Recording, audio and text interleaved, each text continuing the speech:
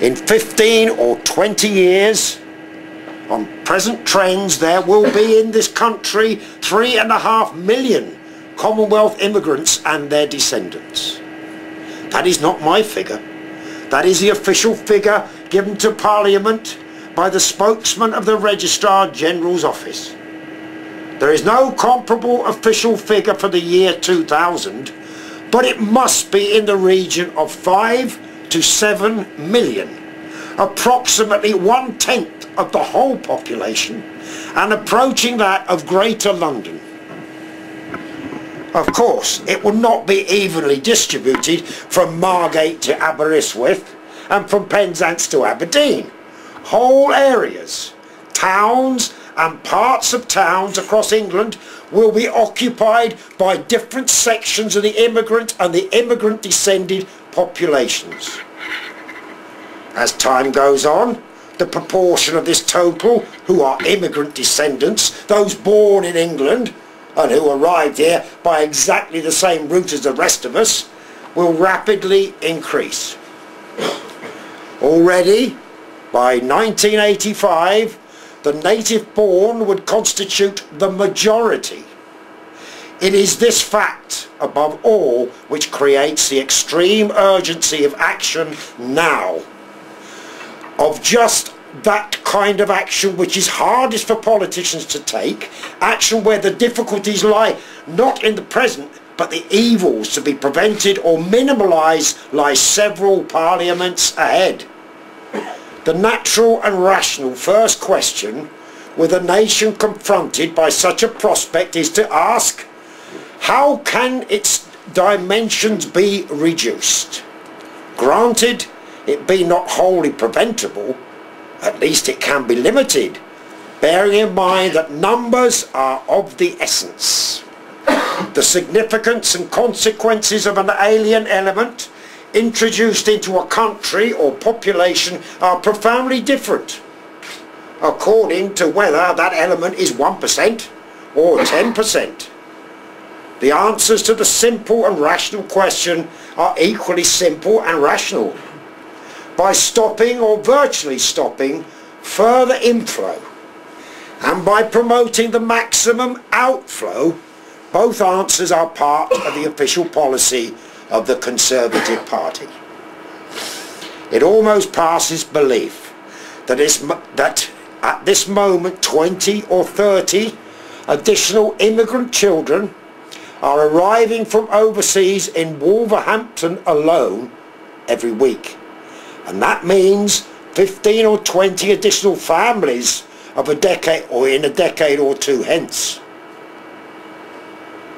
Those whom the gods wish to destroy, they first make mad. We must be mad, literally mad as a nation, to be permitting the annual inflow of some 50,000 dependents, who are for the most part the material of the future growth of the immigrant descended population. It is like watching a nation busily engaged in heaping up its own funeral pyre. So insane are we that we actually permit unmarried persons to immigrate for the purpose of founding a family with spouses and fiancés who they've never met. Let no one suppose that the flow of dependents will automatically tail off. On the contrary, even at the present admission rate of only 5,000 a year by Boucher, there is sufficient for a further 325,000 dependents per annum ad infinitum, without taking into account the huge reservoir of existing relations in this country. And I am making no allowance at all for fraudulent entry. In these circumstances, nothing will suffice but the total inflow for settlement should be reduced at once to negligible proportions, and that the necessary legislative and administrative measures be taken without delay. I stress the words for settlement. This has nothing to do with entry of Commonwealth citizens any more than of aliens into this country for the purpose of study or for improving their qualifications, like for instance the Commonwealth doctors who, to the advantage of their own countries, have established our hospital service, enabled our hospital services to be expanded faster than would otherwise have been possible. These are not and never have been immigrants. I turn to re-emigration. If all immigration ended tomorrow, the rate of growth of the immigrant and immigrant-descended population would be substantially reduced. But the prospective size of this element in the population would still leave the basic character of the national danger unaffected. This can only be tackled while a considerable proportion of the total still comprises persons who entered this country during the last 10 years or so.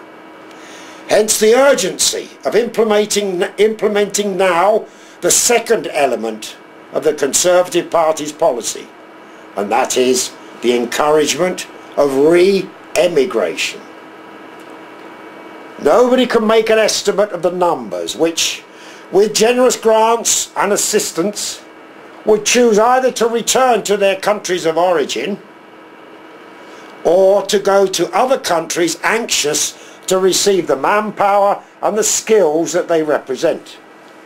Nobody knows, for no such policy has yet been attempted.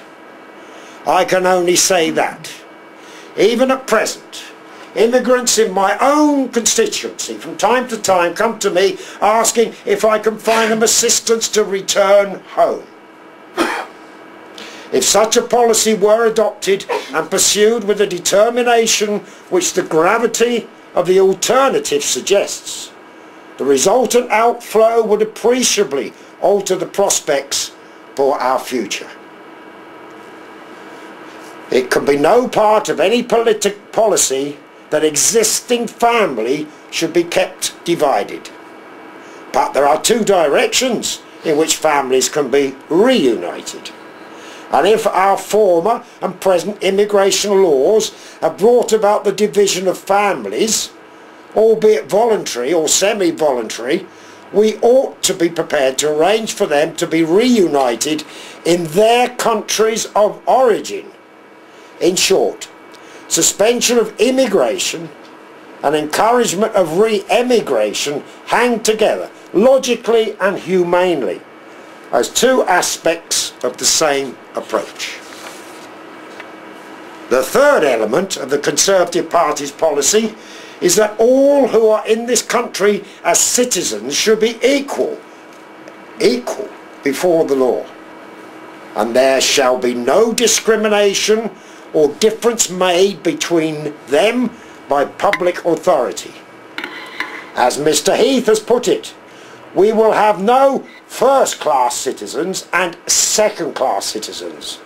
This does not mean that the immigrant and his descendants should be elevated into a privileged or special class, or that the citizen should be denied his right to discriminate in the management of his own affairs between one fellow citizen and another, or that he should be subjected to inquisition as to his reasons and motives for behaving in one lawful manner rather than another. There could be no grosser misconception of the realities that is entertained by those who so vociferously demand legislation, as they call it, against discrimination.